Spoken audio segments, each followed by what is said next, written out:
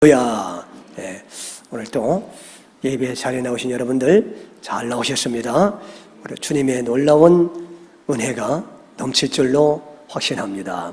우리 옆에 분들한테 한번 인사하겠습니다. 만나 뵙게 돼서 반갑습니다. 그렇게 한번 인사하시겠습니다. 볼륨을 조금만 올려주시겠어요? 볼륨이 조금 약해 보이는데. 예. 자, 오늘은 이제 드디어 마태복음의 마지막 장에 이르게 되었습니다.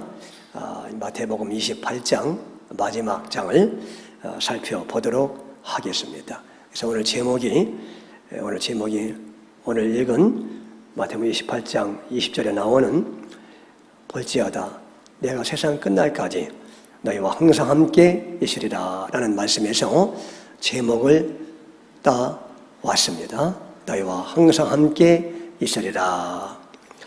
우리는 이제 이런 말씀을 보면 이제 뭘 기대합니까? 하나님이 항상 너희와 함께 있으리라 그러잖아요. 그러면 여러분들은 무엇을 기대합니까? 벌써 웃으시는 거 보니까 눈치채셨어. 하나님이 우리와 함께 하시면은 고난이 있어야 돼요, 없어야 돼요? 고난이 없어야 되고, 하나님이 우리와 함께 있으면은 병이 생겨야 돼요, 있다가도 도망가야 돼요. 이따가도 도망가야 되고, 주님이 우리와 항상 함께 계시면은 돈이 많아야 돼요, 돈이 쪼들려야 돼요, 돈이 많아야 되고, 그렇죠?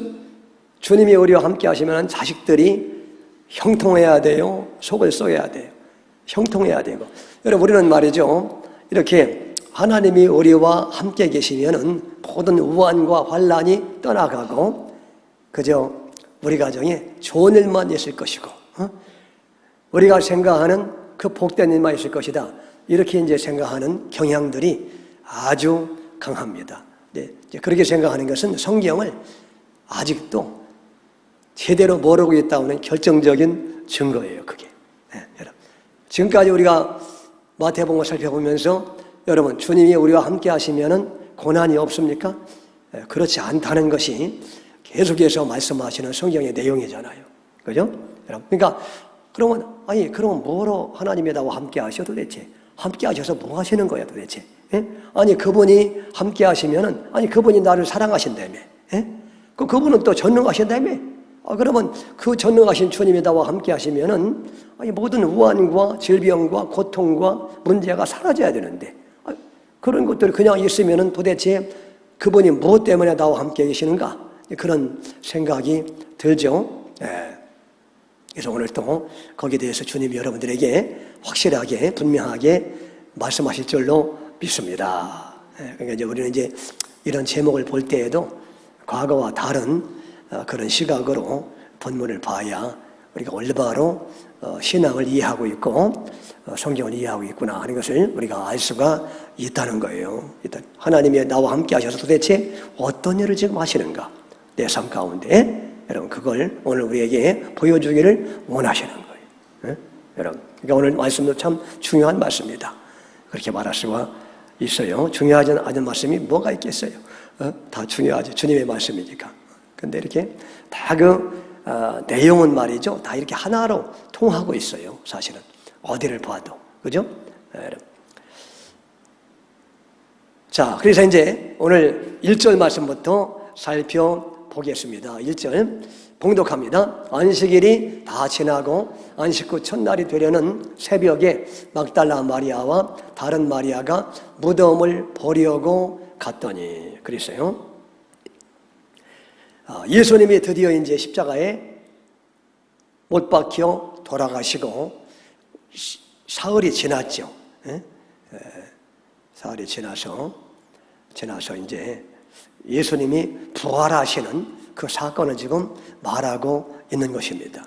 그런데 이제 안식일이 다 지나고 안식 후 첫날이 됐는데 그때 새벽에 막달라 마리아와 또 다른 마리아가 무덤을 보려고 갔더라.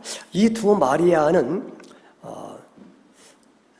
예수님의 부활을 기대하고 갔겠습니까? 아니면은 평상시에 예수님과 나누었던 정 때문에 우리가 사랑하던 분이 돌아가시면은 그분의 무덤에 자주 가고 싶잖아요. 응? 힘들 때 그분의 무덤에 한번 찾아가고 싶고, 쓸쓸할 때 그분의 무덤을 다시 한번 찾아가서 보고 싶고, 그렇잖아요.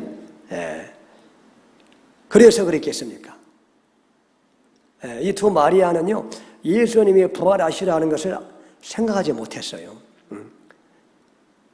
그냥 평상시에 정 때문에 이제 장사한 지 얼마 안 됐잖아요. 응? 3일이네. 3일. 한국에서는 3일째 이렇게 돌아보잖아요. 그게 여기서 나왔나? 그건 아닌 것 같고. 그렇죠? 이제 3일 정도 되니까 그냥 한번 이렇게 무덤이라도 좀 보고 제대로 이렇게 무덤문이 닫혀 있는지, 그 묘를 한번 돌보고 싶은 마음에서 이제 정해서 그렇게 간 거예요, 사실은. 갔는데 이제 갔다가 뜻밖에도 전혀 예상치 않게 예수님이 부활하셨다는 사실을 알게 되었고, 부활의 주님을 거기에서 충격적이게도 만나게 된 것이죠. 만나게 된 것이죠. 그런데 안식이 지나고 안식 후 첫날에 두 마리아가 예수님의 부활을 목격했다는 거 아니에요? 그죠? 이제 그러면 구태여 왜 안식일이 지나고 안식 후에 첫날에 예수님의 부활을 목도했다고 그렇게 기록해 놓고 있어요. 여러분, 성경은 글자 하나하나, 단어 하나하나, 숫자 하나하나도 이게 우연이 아니고 다 그 의도된 대로 기록되어 있고, 그게 결국은 이 복음을 가르쳐요. 이렇게 나침판처럼 단어 하나, 글자 하나가 이렇게 복음을 가르치고 은혜를 가르치고 그 다음에 예수님을 가르쳐요. 그래서 예수님이 안식일이 지난 다음에 부활하셨다는 것은 뭐냐 하면, 안식 후 첫날에 부활했다는 것은 뭐냐 하면, 여러분 안식일이라는 게 왜 주어졌어요? 안식일은 구약 성경에서 율법에 나오는 내용이죠. 그러니까 안식일이 지난 다음에 예수님 부활했다는 얘기는 구약의 율법의 시대가 이제 끝났고 이제 새로운 은혜의 시대가 시작됨을 말씀하는 거예요. 말씀하는 거예요. 그러니까 율법의 시대라는 것은 뭐냐 하면, 이게 세대주의처럼 말이죠. 구약과 신약의 어떤 구원받는 방식이 다르다는 그런 의미가 아니라 이제 율법이 지배하던 시대, 율법이 지배하던 시대는 그런 뜻이에요. 율법이 지배하던 그런 시대. 여러분, 율법이 지배하는 시대는 어떤 시대겠습니까? 그거는 죽음과 저주가 지배하던 시대를 말하는 거예요. 율법이 지배하던 시대. 왜냐하면 오늘 장로님이 기도를 참 은혜롭게 잘했어요. 잘했는데, 여러분, 율법이 지배하면은 반드시 우리 인간들은 저주를 받아야 되고 심판을 받아야 되고 죽음에 이를 수밖에 없는 게 바로 율법이에요. 원래 율법 자체는 선한 것이라겠죠. 율법 자체는 하나님이 주신 선한 우리의 삶의 기준입니다. 그게 율법이, 그죠? 여러분, 십계명 자체가 얼마나 선하고 좋아요. 살인하지 말라, 간음하지 말라, 도둑질하지 말라, 부모님을 공경하라, 하나님을 경외하라. 여러분, 얼마나 하나하나가 좋습니까? 근데 문제는 뭐냐면 율법이 문제가 아니라, 율법 앞에 우리가 서게 되면은 우리는 다 죄성이 있어가지고 타락한 죄인들이기 때문에 그 율법을 온전하게 지켜낼 수 있는 그러한 능력이 전혀 없다는 것이 문제예요. 그죠? 그래서 율법은 선하고 아름답고 좋은 것인데, 그거를 하나님이 원하시는 기준에 맞도록 완벽하게 지켜내서 그래서 복을 받거나 그래서 영생을 얻을 수 있는 그런 사람은 단 한 사람도 존재하지 않는다는 것이 성경의 교훈입니다. 그래서 의인은 없나니 뭐요? 하나도 없다는 거예요. 그래서 율법은 좋은 것인데, 죄인이 율법 앞에 서게 되면은 율법을 지켜서 복을 받아야 되는데 율법을 지킬 수 있는 능력을 다 우리가 상실했기 때문에 항상 율법을 어기기 때문에 결국 율법에서 말하는 그 저주를 받을 수밖에 없는 것이 우리 인간의 처참한 모습이라는 것이죠. 그죠? 그래서 구약시대에 율법을 주신 목적이 뭐냐 하면, 가장 큰 목적이 뭐냐 하면 그걸 지켜서 복을 받으라, 영생을 얻으라, 그래서 사실 주신 것이 아니고 범법함을 인하여 주어졌다고 했어요. 그러니까 인간이 타락해서 늘 죄를 지으면서도 자기들이 얼마나 큰 죄인지를 알지 못하기 때문에 죄를 깨달으라고 하나님이 율법을 주셨다고 사도 바울이 그렇게 말하지 않습니까? 그죠? 예. 그래서 율법을 읽을 때마다 이것도 어겼네, 이것도 못 지켰네. 예? 그래서 나는 하나님의 축복이 아니라 하나님의 저주를 받을 수밖에 없고 천국이 아니라 지옥에 갈 수밖에 없는 그러한 존재구나 하는 것을 깨닫고, 그래서 구세주이신 예수님이 필요하구나. 에? 그래서 예수님이 아니면 나는 소망이 없구나. 나는 반드시 저주를 받아 마땅하고 결국 지옥 가야 마땅한 존재임을 깨달으라고 율법을 주셨다고 그랬어요. 그죠? 그러니까 율법을 보면서 언제나 우리는 죄인임을 먼저 고백하는 게 바로 그거예요. 응? 네. 오늘 윤장로님이 아주 기도를 최고 잘했어요. 그동안 했던 것 중에서. 네. 최고 잘하셨어요. 네. 정확하게 복음을 이해하고 계셔요. 그러니까 소망이 있는 거예요. 이런 분들은. 네? 그래서 여러분,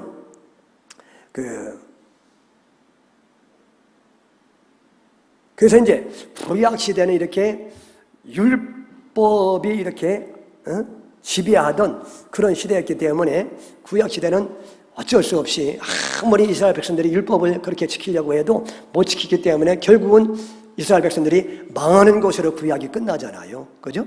네. 그 얘기는 뭐냐 하면 율법을 지켜서 복을 받으려고 하는 사람은 결국 망하게 됐다는 거예요. 그게. 왜냐하면 율법을 지키려는 능력이 없기 때문에 우리 안에. 네? 그죠? 네. 그래서 이제 안식일이 지나고 안식 후 첫날에 예수님이 부활했다는 얘기는 뭐냐면, 안식일은 율법에 규정된 날이잖아요. 그러니까 예수님이 죽으심으로써 결국 우리가 율법을 못 지켜서 죽어야 될 저주와 죽음을 예수님이 대신 짊어지시고 십자가에 죽으시고, 예수님이 이제 안식일날 다음 날에 딱 부활하심으로 말미암아 이제는 안식일이 규정된 율법의 시대는 지나가고 죽음과 사망과 저주의 시대는 지나가고 예수님을 믿기만 하면 율법을 못 지켜도 이제는 저주가 아니라 축복을 받고 예수님의 공로 때문에. 그죠? 에?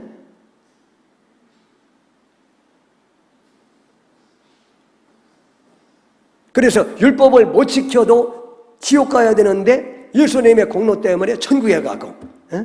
그래서 이제 예수님이 부활하심으로 말미암아 새로운 생명 시대가 열렸음을 말씀하는 거예요. 에? 이제 죽음과 저주의 시대는 끝났다는 거예요. 이제는. 이제는 예수님을 붙잡기만 하면은, 예수님을 믿기만 하면, 예수님을 사랑하기만 하면은 죄를 지어도 예수님의 공로 때문에 씻음받고 천국에 가고, 율법을 하나도 못 지켜도 예수님이 대신 율법을 완벽하게 지켜주셨기 때문에 그분의 의를 힘입어서 천국에 가고 복을 받고. 그래서 예수님을 우리가 믿고 의지하면은 이 세상에서 무슨 일을 당해도 그게 저주가 아니라 나중에 축복이 되게 하시고, 이런 그 은혜의 새 시대, 생명의 시대가 열렸음을 말하는 것이 바로 안식일 다음 날에 예수님이 부활했다는 의미라는 거예요. 그게. 아멘. 여러분. 그리고 안식일 다음에 예수님이 다음 날에 부활했다는 것은 뭐냐면, 이제 안식일은 뭐냐면, 안식일은 여세 동안 열심히 땀 흘려 일하고 일곱째 날에 쉬라는 것이 안식일이잖아요. 그거는 여러분 모든 구약 성경은 예수님에 대한 그림자라겠죠. 그죠? 안식일이 결국 누구를 가리키려고 하느냐? 진정한 안식의 주인이신 예수님을 가리키는 게 안식일이에요. 그러니까 안식일 날은 모든 노예까지도 일을 하지 않고 푹 쉬잖아요. 하루 동안에. 그죠? 짐승까지도. 뭐냐면 예수님 안에 있으면, 우리가 예수님을 믿으면 진정한 안식이 다가온다는 그림자예요. 안식일이. 아시겠죠? 그래서 수고하고 무거운 짐진 자들아 다 내게로 오라. 내가 너희를 쉬게 하리라. 어떤 율법의 무거운 짐 아래 있을지라도 예수님을 믿기만 하면, 예수님 안에 오기만 하면은, 예수님께로 오기만 하면은 주님이 모든 율법과 세상의 근심 걱정 뭐 이런 의식주 문제의 무거운 짐에서 주님이 다 안식하게 하시고 주님이 다 책임져 주시겠다는 거예요. 여러분, 그래서 이제 그 안식일 다음 날 예수님이 부활하셨다는 것은 예수님이 부활하심으로 말미암아 진정한 안식의 의미를 성취하셨다 하는 것을 말씀하는 거예요. 그죠? 그래서 여러분, 그래서 우리가 하던 예수님을 우리가 제대로 알고 믿기만 하면은 다 끝나는 거예요, 사실은. 죄의 심판으로부터 우리가 해방이 되고, 그죠? 저주로부터 해방이 되는 것이고, 그 다음에 염려로부터도 해방이 되는 거고, 의식주 문제, 그런 걱정으로부터 해방이 되고, 왜? 주님이 다 책임져 주시니까. 그래서 그 빌리그램의 손자인 튤리안 차벤이라는 사람이 쓴 예수로 충분합니다 라고 하는 책이 있잖아요. 예수로 충분합니다. 영어로는 말이죠. 이제 예수님으로 충분합니다. 예수님으로. 그런 책은 꼭 사셔서 읽어보셔요. 그게 요새는 그 전자책 이북으로 나와서 그냥 저는 그 예수24시 그 어플을 깔아가지고 그 이북 전자책 사면 또 싸요. 10,000원도 안 돼. 이 안에 한 100여 권 들어가 있어요. 이렇게. 요 안에 그 책들이 있어.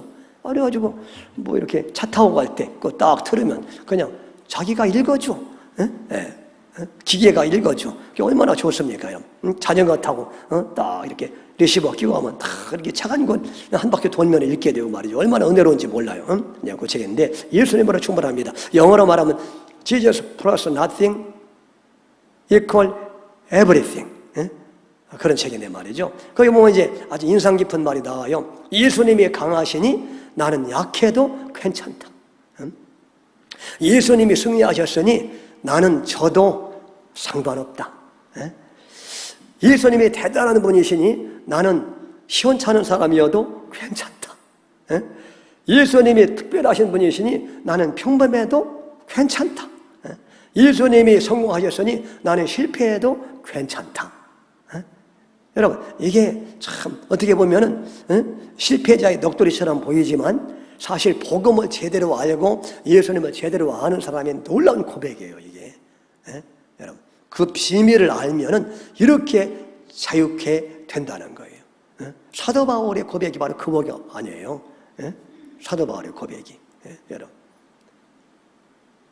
그래서 이런 그 진리를 우리가 깨달아야 돼요. 진리를 깨달으면 이렇게 진정한 자유와 안식을 누리게 되는 거예요. 예수님 한 분으로 충분하다는 사실을 제대로 알게 되는 거예요. 그 놀라운 복음의 자유함을 우리가 누리게 되는 거예요. 여러분들이 이제 이런 놀라운 그 은혜의 경지에 이르기를 주 이름으로 축원합니다. 계속해서 하나님이 이렇게 가르쳐 주시잖아요, 구체적으로. 그런 은혜의 경지에 이르라고. 여러분. 자, 그 다음에 이제 그 다음 절 보면은 2절 보겠습니다. 큰 지진이 나며 주의 천사가 하늘로부터 내려와 돌을 걸려내고 그 위에 앉았는데, 큰 지진이 나며 주의 천사가 하늘로부터 내려와 돌을 걸려내고 그 위에 앉았는데, 예수님이 부활하실 때 큰 지진, 지축이 흔들리는 말이죠. 어마어마한 지진이 일어났다. 그런 말씀이죠. 여러분, 왜 그럴까요? 예수님의 부활은 말이죠. 예수님의 부활은 지금까지 세상을 장악하고 있던 가장 강력하고 가장 난공불락이었던 세력인 죽음이라고 하는 어마어마한 권세를 깨뜨린 엄청난 사건이니까. 그거는 문자 그대로 지축을 흔드는 어마어마한 사건이었다는 거예요, 그게. 그러니까 가장 강력한 세력인 죽음의 세력을 정복한 사건이기 때문에, 그죠? 경천 동지할 만한 사건이, 그래서 부활이라는 거죠. 예수님의 부활. 예수님이 그런 거 어마어마한 사망의 권세를 깨뜨리신 유일하신 분이시기 때문에 그분이 부활하실 때 사망 권세가 깨뜨려지는 엄청난 그런 상징으로 말이죠. 그렇게 큰 지축이 흔들리는 엄청난 일이 일어나게 되었다는 겁니다. 할렐루야. 네? 여러분 얼마나 감사해요. 우리가 믿는 우리의 주님 예수님, 우리 신랑이신 예수님이 이런 분이시라는 거예요. 그러니까 이런 분이 우리 안에 계셔서 내 인생길을 인도하시며 내가 항상 너희를 떠나지 않고 함께 있으면서 인도해 가시겠다는데 무슨 일이 생긴들 심지어 그게 죽음의 사건이라도 무엇이 문제가 되냐, 죽음까지도 정복한 분인데 그분이 우리는 말이죠 죽는 순간이 가장 복된 순간이에요. 할렐루야. 복음을 모르면 죽는 게 가장 슬픈 순간이죠. 가장 저주스러운 순간이고 가장 무서운 순간. 그런데 그렇지 않은 죽는 순간이 가장 복된 순간이에요. 그죠?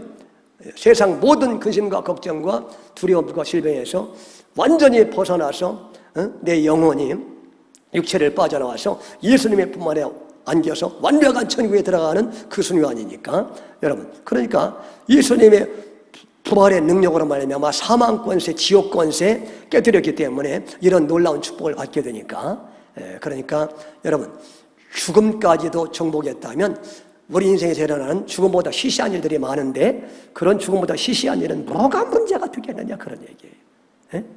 우리가 복음을 제대로 깨달으면 말이죠. 예수님의 인도하심의 섭리를 깨달으면 그런 것들이 아무런 문제가 되지 않는다는 거. 우리가 복음을 모르니까 자유하지 못한 것이고 염려하는 것이지. 아멘. 네?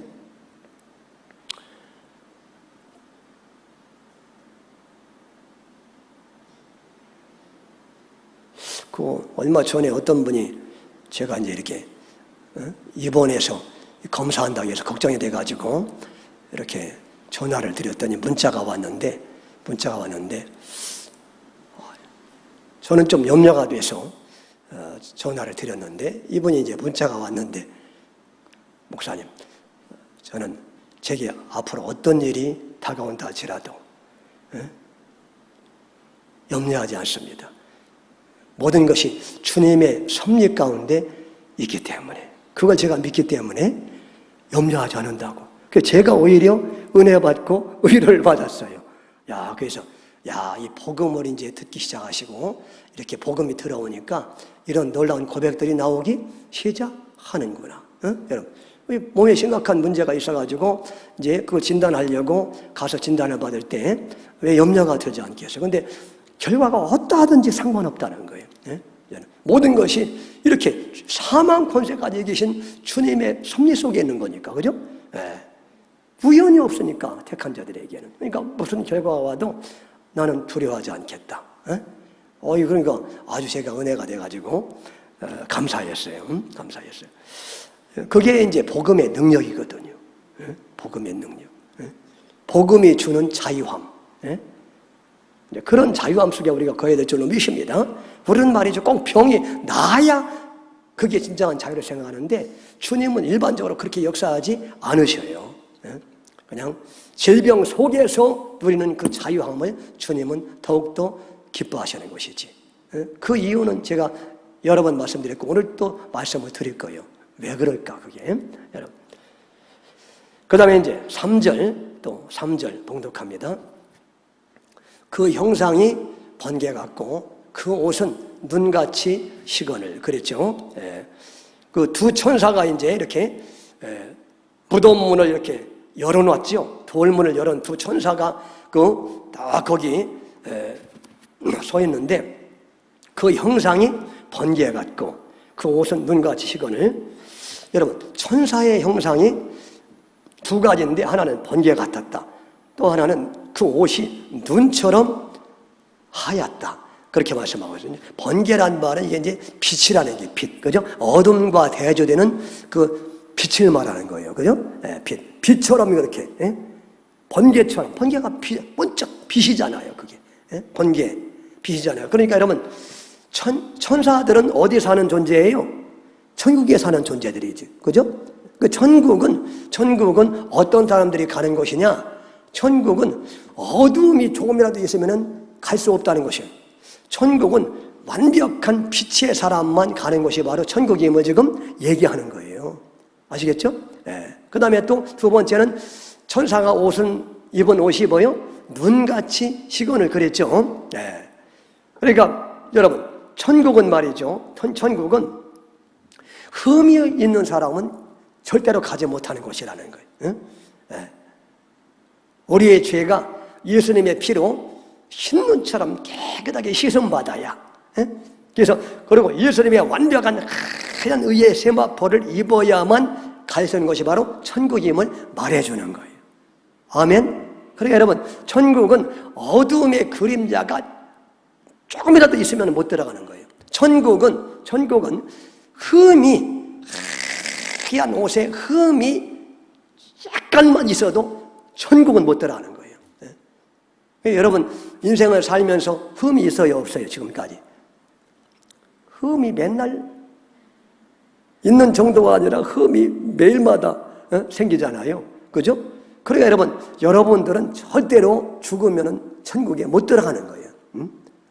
항상 우리는 어두움이 존재하잖아요. 우리 안에, 내 안에 미움과 시기와 다툼과 설기와 화냄의 어둠들이 가득하잖아요. 그런 사람이 죽으면 그 완벽한 천국에 어떻게 들어가겠어요? 못 들어가요. 그러니까 우리에게는 누가 필요해요? 그래서 예수님이 필요하더라고요. 그래서 예수님이 이런 우리의 허물과 흠과 어둠 이런 것들을 대신 짊어지시고 십자가에서 지옥의 형벌을 대신 받아주심으로 믿기만 하면 순간마다 폭포수처럼 흘러내리는 예수님의 피로 우리의 더러운 허물과 흠을 다 깨끗하게 순간마다 지금 씻어주시는 거예요. 그죠?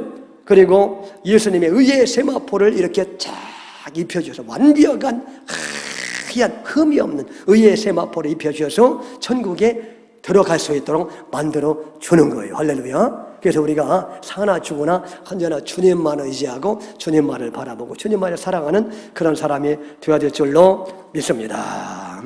오늘 마침 아침에 보니까 우리 유치부 김인아 전사님이 하얀 세마포를 입고 오셨어요. 네. 그래서 오늘 또 설교에 그 재료로 삼으라고 이렇게 또 하나님이 감동하셔서 세마포를 위아래가 하얗 세마포. 네. 여러분, 우리가 이 땅을 떠날 때 이렇게 주님이 주시는 의의 완벽한 세마포, 하얀 흠이 없는 주님의 세마포로 입어야 천국에 들어갈 수가 있어요. 아멘.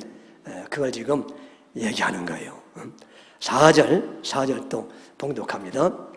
지키던 자들이 그를 무서워하여 떨며 죽은 사람과 같이 되었더라. 그랬죠? 네. 그랬더니 무덤을 지키던 사람들이 말이죠. 그 천사들을 보고 그리고 또 부활의 주님을 또 봤을 거 아니에요. 그걸 보고 무서워하여 떨면서 죽은 사람처럼 되었더라. 여러분, 예수님의 무덤을 지키던 군사들이 있어요. 로마 군사들이 있었다는. 왜 예수님의 무덤을 돌아가 있으면 끝났는데 왜 또 로마 군사들이 예수님의 죽으신 무덤을 지켰습니까? 왜냐하면 예수님이 살아생전에 나는 죽은 다음에 다시 살아난다 그랬잖아요. 그러니까 혹시 그걸 로마 군인들은 믿지 않았지만 그리고 또 유대 지도자들은 믿지 않았지만 혹시 또 예수님 제자들이 시체를 훔쳐간 다음에 부활했다고 소문을 퍼뜨리면 안 되니까 그러면 또 예수님을 다 또 추앙할 거니까 그러면 안 되니까 시체를 훔쳐가지 못하도록 그렇게 군병들을 배치해서 지키게 한 거예요. 그런데 예수님이 3일 만에 무덤 문이 열리면서 부활하고 흰옷 입은 천사, 빛나는 천사가 딱 버티고 있으니까 이 무덤을 지키던 로마 군사들이 너무 무서워서 떨면 뭐처럼 됐다 해서요? 죽은 사람처럼 됐다네. 바들바들. 그러니까 너무 두려워서 기절했다는 거예요. 너무 두려워서. 그런데 보세요. 똑같은 그 장면을 본 두 여자는 반응이 어때? 이 사람들은 지금 죽은 사람처럼 됐다겠죠? 이 믿지 않던 사람들, 예수님을 믿지 않던 사람들은 말이죠. 그런데 8절에 보니까 28장 8절에 보니까 8절 읽어보겠습니다. 시작. 그 여자들이 무서움과 큰 기쁨으로 빨리 무덤을 떠나 저희들에게 알리려고 다름질할세. 그랬죠? 여기 보면은 이게 두 여자가 나오죠. 두 마리아가 두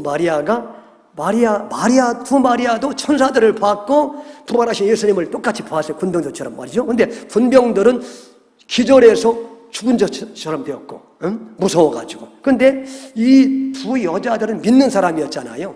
믿는 사람. 이 예수님을 믿은 두 여자는 예수님의 부활 사건과 천사들을 봤는데 약간 두려움이 있었어요. 왜냐하면 우리 피조물은 아무리 우리가 예수님을 사랑하고 그래도 죄인이기 때문에 여러분 실제 예수님을 보면은 두렵지 않겠어요? 약간 그죠? 여러분들이 한 짓이 있는데, 근데 그 두려움이 그렇게 많지는 않다 그런 얘기예요. 한편으로 경외하는 그 경외감이라는 게 있잖아요. 경외감. 그 경외감은 있어야 돼요. 아무리 우리가 예수님이 우리의 신랑이라고 맘먹으면 안 돼. 경외감이 있어야지. 이제 그런 약간의 그 경외감을 말하는 두려움은 아시겠죠? 무서움은. 근데 무서움이 약간 있지만은 기쁨이 있다는 거지. 그 옆에 보니까 무서움과 뭐예요? 기쁨인데 작은 기쁨, 큰 기쁨. 그러니까 두려움을 압도하는 큰 기쁨이 있다는 거예요. 그게 주님이 주시는 그 기쁨인 줄로 믿습니다. 주님이 주시는 그 평강인 줄로 믿습니다. 그죠? 그러니까 이게 이제 왜 똑같이 예수님의 부활을 보고 천사들을 봤는데 믿지 않는 군병들은 너무 두려워서 죽은 자처럼 기절을 했고, 똑같은 걸 봤는데 여자들이 오히려 두려움이 많잖아요. 겁이 많고. 근데 믿는 여자들은 왜 오히려 기쁨이 넘쳤다고 그럴까? 두려움이 약간 있지만 두려움을 압도하는 큰 기쁨이 있었다고 그럴까? 이게 이제 왜냐하면 이게 뭘 우리에게 보여주려고 하느냐 하면 마지막 심판날에 있을 광경을 미리 보여주는 거예요. 마지막 예수님이 이제 재림하실 때 온 세상을 심판하잖아요. 그때는 믿는 사람이나 믿지 않는 사람 다 하나님 앞에 서서 마지막 천국 가느냐 지옥 가느냐 심판을 받는데 그 심판대 앞에서 믿지 않는 사람들은요 바로 여기 나오는 로마 군병들처럼 심판대 앞에서 이렇게 너무 두려워서 기절을 할 정도가 된다는 거예요. 그 상태에서 하나님 앞에 엄하게 꾸중을 받으면서 지옥 가라 할 때에 그들은 너무 두려워가지고 죽은 자처럼 된 상태로 지옥으로 떨어진다는 거예요. 그게. 그런데 여러분 예수님을 믿는 사람들은 이 두 여인처럼 말이죠. 마지막 심판 때에 우리가 약간의 두려움은 있지만은 심판 때문에 서니까 두려움이 있지만은 그러나 그 주님의 공로 때문에 말이죠. 주님이 우리를 말이죠. 칭찬하면서 격려하면서 수고했다. 너는 영원한 천국에 들어가라. 그럴 때 막 기쁨이 충만하고 감사가 넘쳐난다는 거예요. 할렐루야. 두 그림을 미리 보여주는 거예요. 그게. 아멘. 여러분 예수님을 믿는 게 얼마나 큰 복인 줄을 아시기를 바랍니다. 그래서 이렇게 다르다는 거예요. 마지막 심판날의 모습이 말이죠. 그러니까 참 예수님이 얼마나 감사해요. 그러니까 그 예수님을 잘 믿으시기를 바랍니다. 예수님을 사랑하셔야 돼요, 여러분. 예수님밖에 없는 거예요, 여러분. 마지막 심판날에 돈이 여러분들을 돈이 많다고 여러분들을 지옥에서 구원하겠어요? 여러분들이 무슨 조금 높은 자리에 앉았다고 무슨 사회에서 좀 명성이 짚을 만한 명성이 있었다고 그게 여러분들을 지옥에서 건져내겠어요? 아무 소용 없어요. 그때는 그게. 그때는 오직 예수님의 공로밖에는 없는 줄로 믿습니다. 그래서 여러분, 그래서 예수님이 귀한 거예요. 예수님을 정말 사랑하셔야지, 여러분들.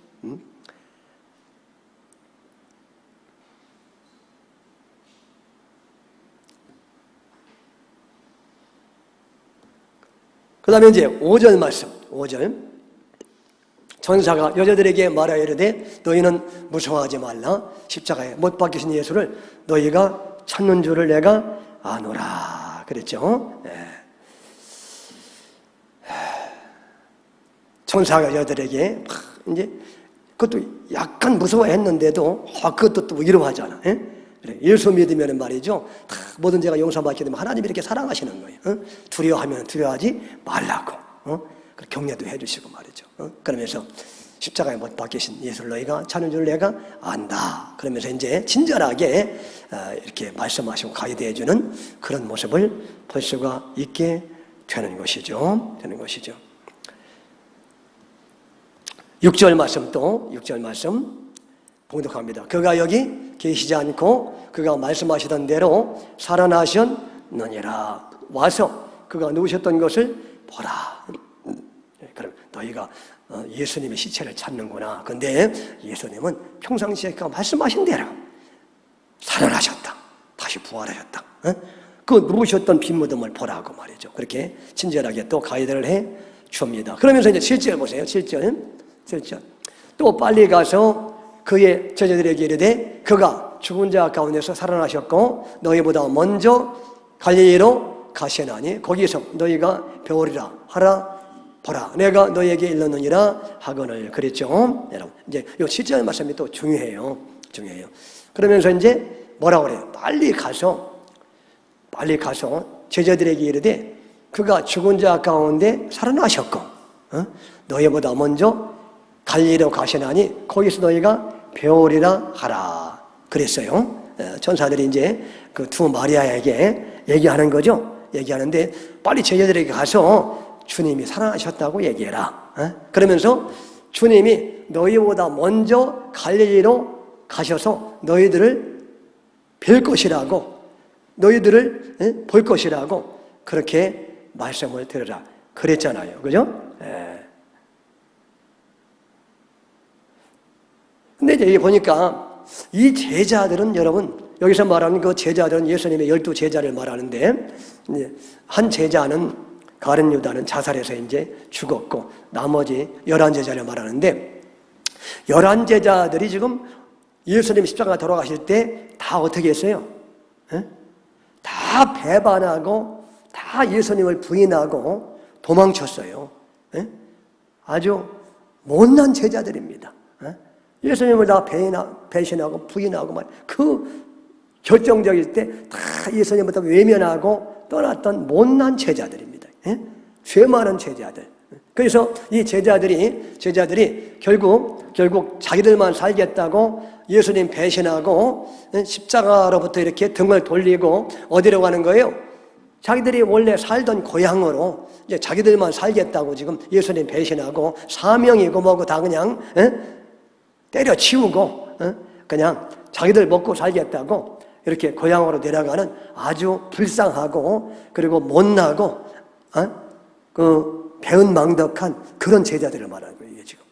그런데 그런 제자들을 예수님이 버리지 않고 외면하지 않고 심판하지 않고 그런 제자들을 위해서 예수님이 먼저 갈릴리에 가 계시겠다는 거예요. 가서 거기에 힘 빠져가지고 내려오는 배신해서 신앙이고 뭐고 다 팽개치고 사명이고 내려오는 그 제자들 다시 이게 넓은 품 안으로 이렇게 안아주시겠다는 그 말씀입니다. 이게 여러분 얼마나 놀라운 말씀이에요, 그죠, 여러분? 그러니까 여러분 하나님이 한번 택하시면은 하나님이 한번 자녀로 택했으면은요, 여러분들이 예수님을 배신해도 예수님은 버리지 않고 그게 오늘 세상 끝날까지 항상 함께 기다리는 말씀에 한 가지 의미예요. 그게 여러 가지 의미가 있는데 여러분, 그러니까 여러분들이 예수님을 배신해도 예수님은 여러분을 버리지 않으셔요.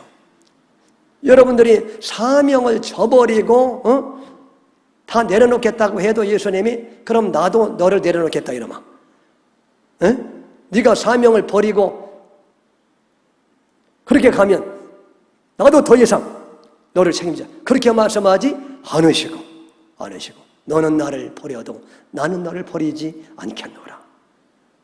너는 나를 떠나도 나는 너를 결코 떠나지 않겠다. 그런 말씀입니다, 이게. 그죠?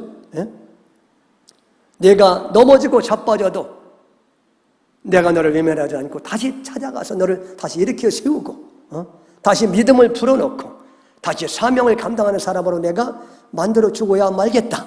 이게 너희보다 먼저 갈릴리로 가시겠다는 주님의 말씀의 중요한 의미인 줄로 믿습니다. 이게 바로 은혜라는 거예요. 만약에 이런 은혜가 아니면은요, 저 사람들은 벌써 예수님을 배신하고 떠났어요. 그리고 회복도 안 되고, 여러분 그렇죠? 그런데 우리가 의심해도 우리를 버리지 않고 끝까지 참으시면서 결국 확신을 주시는 예수님 때문에, 그죠? 우리가 죄를 지고 넘어지고 그냥 세상 길에 빠져서 그냥 그렇게 정신없이 그렇게 세상 길로 갈 때에도 주님은 우리를 외면하지 않고 결국은 인내하시며 참으시면서 결국 돌이키도록 그렇게 주님이 기다리시고 또 돌이키도록 모든 환경을 또 그렇게 인도하시고 그래서 결국은 깨닫고 주 앞에 돌아오도록 그렇게 만들어 주시기 때문에 코로나 때문에 믿음들이 다 약해지고 교회마저 떠날 수밖에 없는 그러한 위기에 있을 때 주님은 여러분들을 버리지 아니하시고 또 찾아오시고 말씀하시고 안 되면 또 징계도 하시고 깨닫게 하시고 그렇게 해서 다시 주님을 찾도록 하고 교회를 찾도록 하고 예배를 회복하도록 만들어주시는 그 주님의 그 놀라운 은혜, 그 은혜 때문에 우리는 말이죠, 이렇게 우리가 평생 동안 우리는 늘 주님을 배반하나 내 주 예수 여전히 나를 부르사 그 참되신 사랑을 베풀어 주시기 때문에 우리가 이렇게 평생 동안 이렇게 신앙을 잃지 않고 다시 주님 앞에 돌아와서 사명을 회복하면서 그렇게 믿음의 길을 끝까지 가서 천국에 가도록 주님이 그렇게 놀라운 하늘의 은혜와 긍휼로 우리를 감싸주시겠다는 말씀이 바로 이 말씀입니다. 아멘. 얼마나 감사해요. 그래서 우리가 이렇게 끝까지 믿음을 지키면서 살아갈 수가 있게 될 줄로 믿습니다. 또 8절 말씀, 8절 봉독합니다. 그 여자들이 무서움과 큰 기쁨으로 빨리 무덤을 떠나 저희들에게 알리려고 다름질할세. 그랬더니 그 여자들이 말이죠, 여기도 이제 무서움과 큰 기쁨으로 빨리 무덤을 떠나 저희들에게 알리려고 다름질했다는 거예요. 그러니까 이 제자들은 말이죠, 부럽기도 하지만 너무 감사하고 기쁜 거야. 부활의 주님을 만나니까. 야, 주님이 정말로 부활하셨네 말씀하신다. 우리는 안 믿었는데 정말 부활. 그래가지고 막 그 예수님의 그 부활의 감격에 넘쳐가지고 제자들에게 이 기쁜 소식을 알리겠다고 그냥 걸어간 게 아니라 그냥 다름질했다. 다름질. 이 기쁜 소식을 온 세상 전하. 그러면서 막 감격에 넘쳐가지고 갔다는 거예요. 우리가 예수님을 제대로 믿게 되면은요, 예수님 십자가의 의미와 부활의 의미를 제대로 알게 되면은 우리는 이렇게 전도하지 않고 견딜 수 없는 그런 마음을 주님이 주신다는 거예요, 우리한테. 아멘. 만나는 사람마다 내가 만난 예수님을, 내가 예수 만나서 이렇게 놀라운 평강과 은혜 속에 담대하게 산다, 이거를 증거하지 않을 수가 없게 된다는 거예요. 그런데 그 밑에 보면은 말이죠, 이렇게 예수님의 부활을 직접 두 눈으로 목격했음에도 불구하고 믿지 않는 사람들이 있더라는 거예요. 이렇게 여자들처럼 말이죠, 믿을 뿐만 아니라 그냥 그 기쁜 소식을 사람들에게 전하려고 하는 사람들인가 하면은, 어떤 사람들은 똑같이 예수님의 부활의 기적을 두 눈으로 똑똑히 봤는데도 믿지 않는 사람이 있다라는 그런 얘기. 그게 누굽니까? 그게 아까 로마의 경비병들 말이죠. 이 사람들은 아니 그렇게 예수님의 부활하신 거 보면서 기절할 정도로 말이죠, 그렇게 그걸 봤으면 이제는 주님 앞에 무릎 꿇어서 잘못했습니다, 용서해 주십시오, 이제는 부활하신 주님을 내 주님으로 평생 모시고 살겠습니다, 이렇게 해야 이게 정상 아니겠어요? 아니 근데 부활하신 주님을 보고 기적 초풍했던 이 군병들은 말이죠, 믿지 않았다는 것 끝까지. 그래서 그게 이제 마태복음 28장 11절에서 15절입니다. 자, 봉독합니다. 11절에서 15절. 11절부터. 마태복음 28장 11절부터 11절. 여자들이 갈 때에 경비병 중 몇이 성에 들어가 모든 된 일을 대제사장들에게 알리니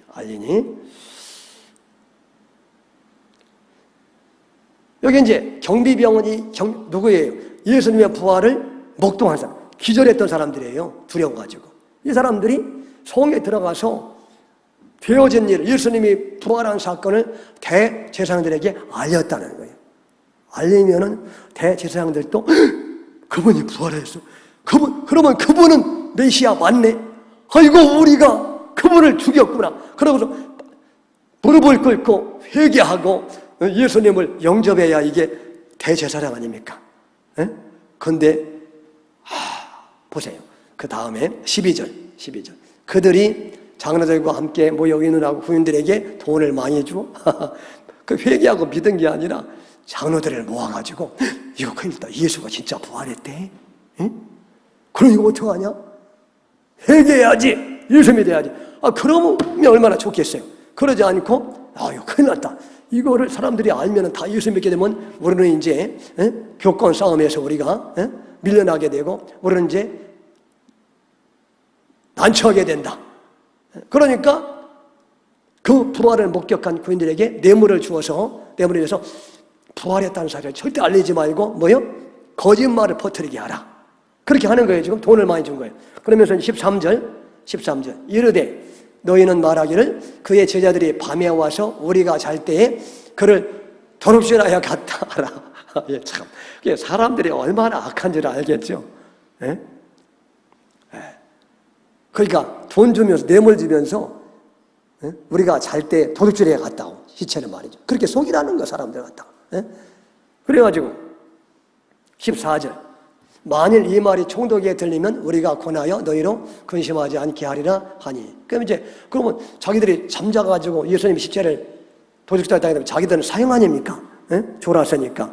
그러니까 이제 어려움당할 텐데 우리가 총독을 또 뇌물로 부어 삶아가지고 어려움당하지 않게 하겠다. 그렇게 하는 거예요, 지금. 자, 그 다음에 이제 15절. 그랬더니 15절. 본인들이 돈을 받고 가르친 대로 하였으니 이 말이 오늘날까지 유대인 가운데 들어 퍼져서 이렇게 퍼져나갔다는. 이 말이 뭐예요? 예수님이 부활한 게 아니라 자기들이 이렇게 모르고 깜빡 좋은 사이에 제자들이 시체를 훔쳐갔다. 이 말이 이렇게 유대인 가운데 두루 퍼져서 많은 유대인들이 그 거짓말을 믿었다는 거예요. 그러니까 여러분, 참 이거 보니까 부활을 직접 목도했던 한 부류의 여자들은 예수님을 더 믿게 되고 너무 기쁘고 감사해서 그 예수님의 부활을 증거하는 그런 사람이 되고, 근데 또 한 부류는 군병들은 말이죠, 경비병들은 부활을 목도했으면서도 믿지도 않았고 오히려 뇌물 받고 그 예수님의 부활을 왜곡하는 일에 이렇게 앞장서는 이런 사람이 있고 그렇다는. 그러니까 여러분 믿음이라는 게 뭐냐 하면 보니까요, 믿음이라는 게 그래서 하나님의 은혜가 아니면 안 되는구나. 믿음은 기적을 봐도 하나님이 은혜 안 주시면 못 믿는구나 이게. 그죠?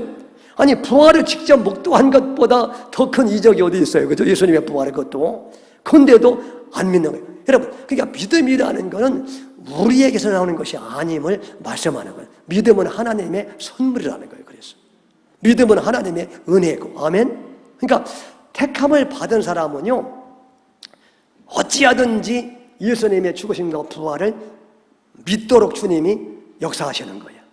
감동하시고.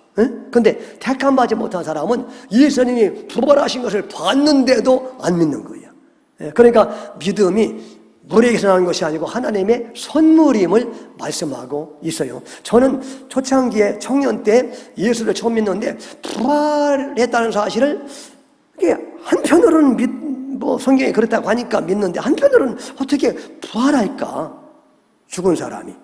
그런데 어느 사건을 통해서 믿게 되느냐 하면 제가 어디에 갔는데 어떤 집회에 갔는데 다리가 이렇게 짧은 사람이 어떤 목사님이 기도하니까 다리가 쭉쭉쭉 늘어나더라고. 그거 보고서 내가 하나님이 이런 능력이라면 조금만 힘쓰시면 죽은 자도 살아나겠다. 그래가지고 제가 싹 믿게 되더라고. 그러니까 제가 택함 받았기 때문에 그럼 택함 받은 사람은 그런 것만 봐도 믿어요, 확실하게. 왜? 주님이 은혜를 주시기 때문에. 그런데 택함 받지 못한 사람은 예수님의 직접 부활한 것을 봤는데도 못 믿는 거야. 왜? 하나님이 은혜를 안 주시니까. 그러니까 여러분, 참 믿음이라는 게 하나님의 선물이다. 그래서 에베소서 2장 8절에 보면은 에베소 2장 8절입니다. 시작. 너희는 그 은혜에 의하여 믿음으로 말미암아 구원을 받았으니 이것은 너희에게서 는 것이 아니요 하나님의 선물이라. 아멘. 그래서 여러분, 우리가 믿고 구원받는 것이 은혜라는 거예요. 은혜. 주님의 은혜. 우리에게서 하는 것이 아니에요. 우리가 뭐 경건해서 우리가 뭐 믿음이 좋아서 그런 게 아니라는 거예요. 하나님이 우리에게 눈을 열어주시고 귀를 열어주셔서 깨닫게 하시고 믿게 하시니까 그걸 은혜라고 얘기하잖아요. 은혜는 우리의 공로가 아니라는 거예요. 그분의 선물이지.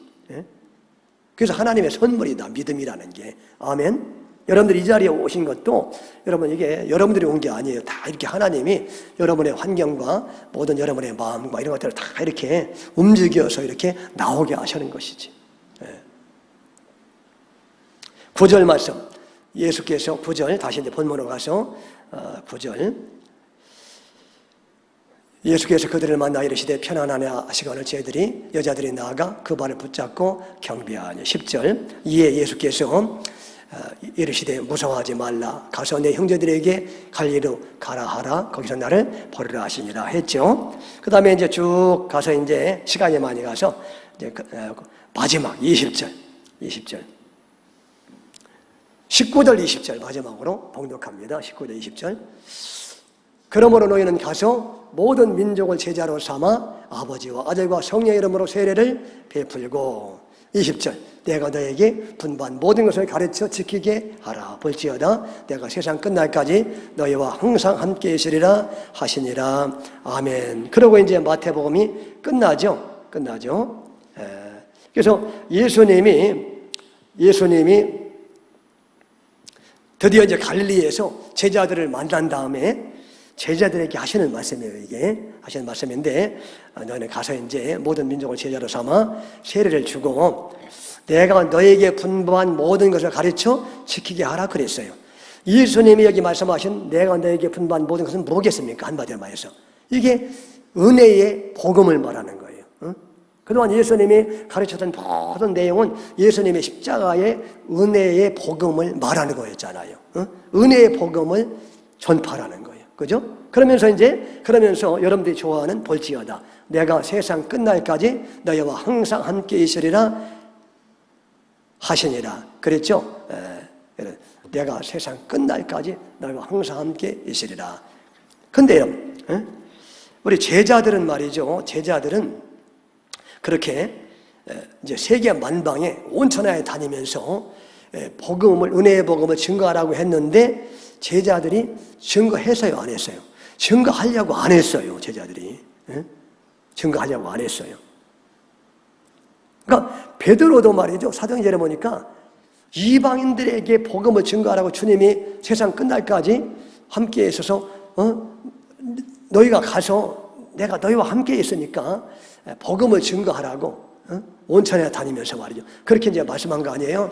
근데 그 말씀을 제자들이 순종하지 않더라는 거예요. 인간은 말이죠. 하나님의 은혜가 없으면은 말씀을 순종하실 능력이 없다는 것을 보여주는. 베드로도 이방인들에게 가지 않아요. 가서 전하라 하겠는데. 그러니까 주님이 환상중에 나타나서 이렇게 보자기의 환상을 보면서 말이죠. 그 보자기를 보니까 환상에 보니까 그 부정한 짐승들이 가득한데 그걸 잡아 먹으라고 하는 거예요. 그러니까 베드로가 놀래가지고 나는 부정한 짐승을 먹지 않습니다. 그랬더니 먹어라 임마. 하나님이 이제 깨끗하게 하신 것을 네가 부정하다고 말하지 말아라. 그런 다음에 이제 나중에 이방 사람 백부장 고넬료에게 가라고 그러잖아요. 그러면서 이제 깨닫는 거야. 이게 이방인들 또 이게 하나님이 택하셨네. 이방인들이 가서 전해야 돼. 그러면서 깨달으면서 그러니까 그런 은혜가 있은 다음에야 베드로가 순종해서 이방인들에게 복음을 증거하잖아요. 그리고 사도행전에도 보면은 1장 8절에 성령이 임하시면 너희가 권능을 받고 예루살렘과 온 유다와 사마리아와 땅까지 이르러 내 증인이 되라고 말씀했는데 성령이 임했는데도 제자들이 땅끝으로 퍼지려고 하지 않고 그냥 예루살렘에 모여 있으니까 어떻게 해요? 나중에 예루살렘에 큰 핍박이 다가오게 해가지고 예루살렘 사람 다 색줄에 잡아 죽이니까 어쩔 수 없이 다 자기 살려고 흩어져가지고 다른 나라 가서 복음을 증거하게 하시는 거예요. 그러니까 여러분, 사람은 이렇게 하나님이 뭘 말씀하시면 스스로 할 수 있는 능력이 없다는 거예요. 그러니까 내가 세상 끝날까지 너희와 항상 함께 있으라는 얘기는 뭐냐면, 이렇게 너희들은 항상 불순종하고 말씀을 어기는 사람들이기 때문에 내가 강권적으로 이렇게 너희들을 이렇게 붙잡고 안고 이끌고 그렇게 가서 결국은 시련과 환난을 통해서라도 그렇게 깨달아서 너희 옛사람을 죽이고 날마다 새로운 사람으로 변화시켜 갈 것이고, 그리고 너희들은 사명을 감당하려고 하는 마음이 없기 때문에 내가 이렇게 억지로라도 이렇게 강권적으로 역사해서 안 되면은 환난을 주어서라도 흩어지게 해서 사명을 감당하게 해서 결국은 사명을 잘 감당한 다음에 천국에서 상급받는 그런 사람으로 주님이 만들어 주시겠다는 말씀이에요. 이게 아멘. 그런 말씀입니다. 이게 그러니까 여러분, 오늘도 이 말씀을 기억하면서 예수님을 믿는다는 것이 무엇인지를 다시 한번 확인하시기를 바랍니다. 그리고 이제 이게 믿음도 그렇고 사명 감당도 그렇고, 그 다음에 내가 뭐 이렇게 연단받는 것도 이게 내가 한다고 되는 게 아니라 나는 다 이렇게 부족하니까 주님이 그렇게 나를 사랑해서 나를 일단 택했으면은 결국은 이렇게 하나님 백성된 백성으로 나를 빚어 만드시고 결국 사명까지도 억지로라도 감당해서 하나님 앞에 칭찬받는 사람으로 하나님이 그렇게 만들어 가시는구나 하는 것을 우리가 깨달아야 되는 거예요. 아멘. 그 말씀이 바로 이 말씀이에요. 이 말씀이에요. 내가 세상 끝날까지 너희와 항상 함께 있으면서 믿음을 새롭게 하고 옛사람을 죽이는 연단을 할 것이고, 그리고 사명까지 감당하는 사람이 되게 하는데, 그게 주로 고난을 통해서 그게 가능하게 하신다. 그래서 베드로에게 네가 젊어서는 네 마음대로 띠띠고 네 원한 대로 갔지만 늙어서는 남에게 띠띠고 원치 않은 곳으로 가게 한다. 십자가 길로 가게 한다. 그게 고난을 통해서 그렇게 하신다. 그러니까 여러분, 고난이라는 것이 정말 하나님이 쓰시는 아름다운 도구임을 기억하시고 그렇게 여러분 감사하면서 기쁨으로 거기를 가시는 여러분 되시기를 주의 이름으로 축원합니다.